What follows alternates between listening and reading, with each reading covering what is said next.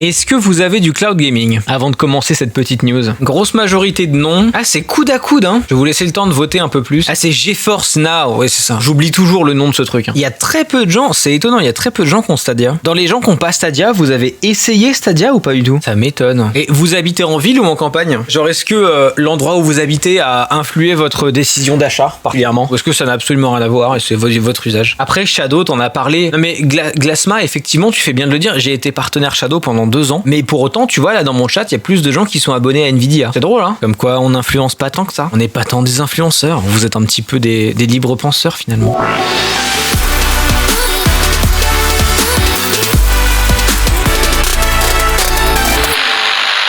Tu utilises toujours Shadow au fait? Ouais, mais on s'en sert pour les prestats. Aussi, Nvidia, c'est gratuit. Ah ouais? Le Nvidia Cloud Gaming truc, là, c'est gratuit? Ok. Bon, on va se baser sur ces chiffres-là. Je pense que là, vous avez passé 2 minutes à voter, ça suffit. Donc, en gros, dans les gens qui sont dans le chat, on a des gens qui sont abonnés à Stadia à 9%, qui sont abonnés à Shadow à 10%, qui sont abonnés à Nvidia GeForce Now à 11% et qui n'ont pas du tout d'offre de cloud gaming à 71%. Et on a ici un super article de The Verge ce jour qui nous dit Google Stadia survived a year, but its future depends on games like Cyberpunk 2077.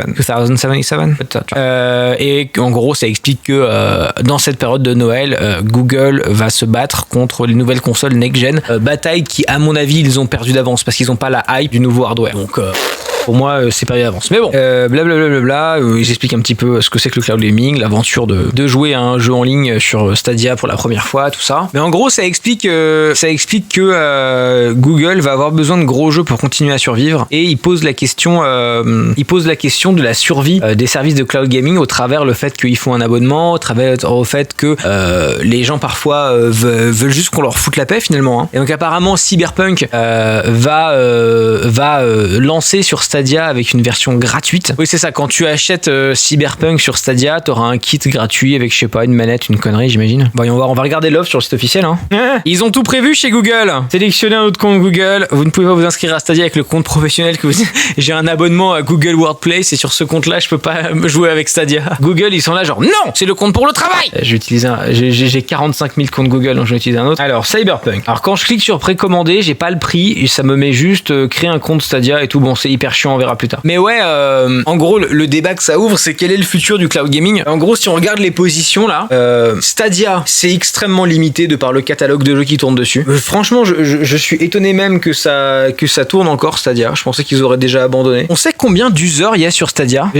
Est-ce que vous, dans vos proches, vous connaissez quelqu'un qui joue à Stadia tous les jours? Genre pour qui Stadia, c'est la console de jeu? Alors c'est un article du 23 avril 2020 qui nous dit quoi? 1 million d'utilisateurs. Oui, mais est-ce que c'est des gens actifs ou des gens juste qui ont eu une promotion et qui ont eu genre une semaine gratuite ou je sais pas quoi? Ah, il y a un super thread Reddit par rapport à ça. Tiens, regardez. Est-ce qu'il y a des sources fiables du nombre d'utilisateurs de Stadia? J'imagine que Google ne nous donne pas les chiffres, mais est-ce qu'il y a des estimations fiables quelque part? Alors quelqu'un dit non, mais il y a des signes très très clairs que ça grandit et pas que ça descend. Alors voyons voir. Il y a quelques mois, environ vers juin, quelqu'un a remarqué que le marketplace Android, que l'application Android avait dépassé 1 million de téléchargements uniques sur Stadia. On n'a pas de chiffres pour iOS, mais la plupart des gens ont l'air de diviser les utilisateurs à 50-50 entre Apple et Android. Je suis pas sûr que ce soit vrai à titre personnel, mais bon, imaginons.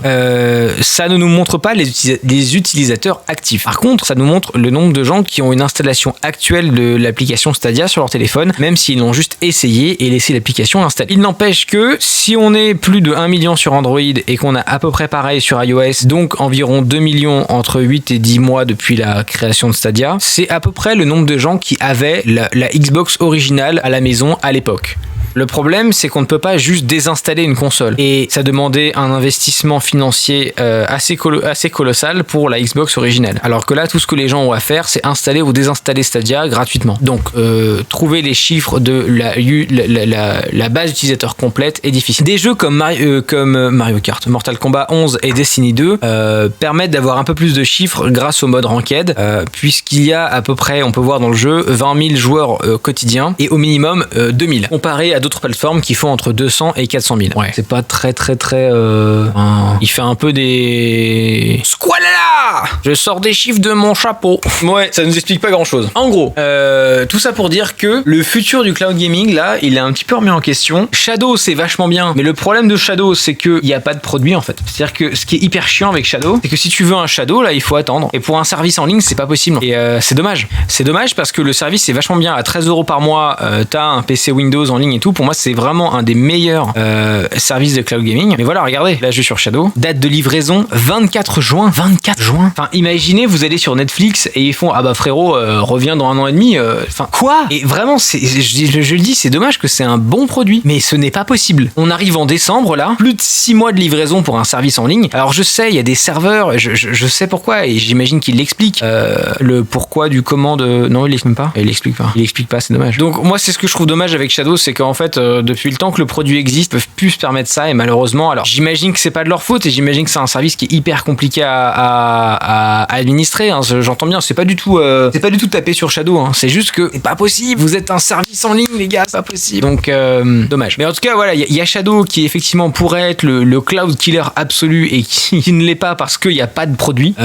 Donc voilà. Et Stadia pour moi n'a pas d'avenir de par le fait que c'est une console en ligne bloquée. Google, on a l'habitude à ce que Google ils annulent des projets toutes les 5 minutes dès que ça marche plus. Donc moi j'imagine que Stadia ils vont le laisser crever doucement sur un coin jusqu'à ce que dans 3 ans ils annoncent la fermeture, comme toujours avec Google.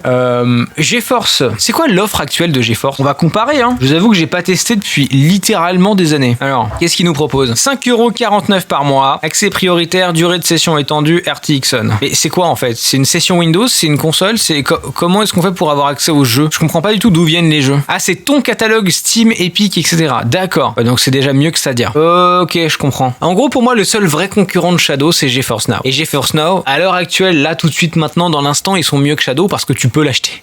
Mais sinon, c'est chiant parce que Shadow, Shadow, c'est un vrai PC. Et moi, c'est ça qui me hypait depuis le début. Et j'ai adhéré au projet tout de suite. C'est que on peut travailler avec, quoi. Et c'est ouf. La proposition de valeur est incroyable. Au moins, avec GeForce, tu peux tester directement gratuitement. Ah ouais. Enfin, voilà. En gros, le résumé du marché actuel, c'est que, pour moi, hein, en résumé, hein, le meilleur produit qui existe dans ce marché, aujourd'hui, on peut pas l'acheter. Et ce sera pas le cas avant 7 mois.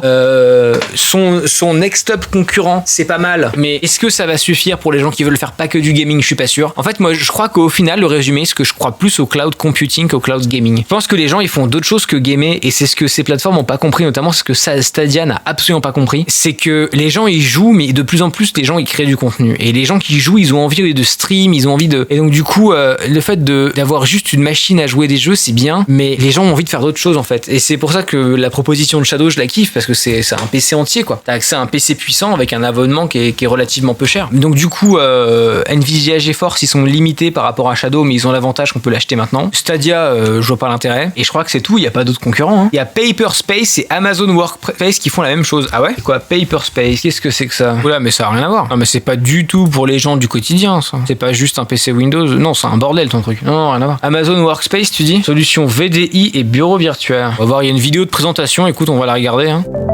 Bienvenue chez Amazon. Amazon Workspaces are secure managed cloud desktops that make it easy for users to access applications, documents, and resources from anywhere on any supported device. Mais c'est Shadow. You can provision Windows or Linux desktops in minutes to deliver on the promise of bring your own device, enable remote, mobile, and contract employees, and streamline test and development process. Since data is streamed to your devices in an encrypted format and not stored locally, Amazon Workspaces helps improve your security and it helps you reduce costs and complexity by eliminating the need to build out on-premises infrastructure for legacy VDI deployments. C'est Shadow mais pour les entreprises. En fait. Combien ils vendent ça? Option de... Oh putain, ils cassent les couilles avec ça. Non mais c'est n'importe quoi. Et ça, franchement, vous savez quoi? On va en parler 2 secondes parce que ça me fait chier. Regardez, comment n'importe quelle entreprise vend un produit. Entreprise. Attendez, on va faire ça comme un script. Regardez.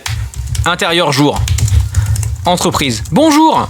Je suis entreprise et je vends produit au prix TTC. Comment Amazon, AWS / les services web d'Amazon vendent un produit. Amazon. Bonjour, je suis Amazon. Je vends ce service au prix de 16 € ou 17 € ou 20 € ou 22 €, 90 €, 90 000 € ou 50 € ou 11 € ou 2 € ou 1,65 € par jour par connexion sauf les jours fériés ou 1,50 € ou 9 €, 88 €. ta gueule! Vends-moi des trucs!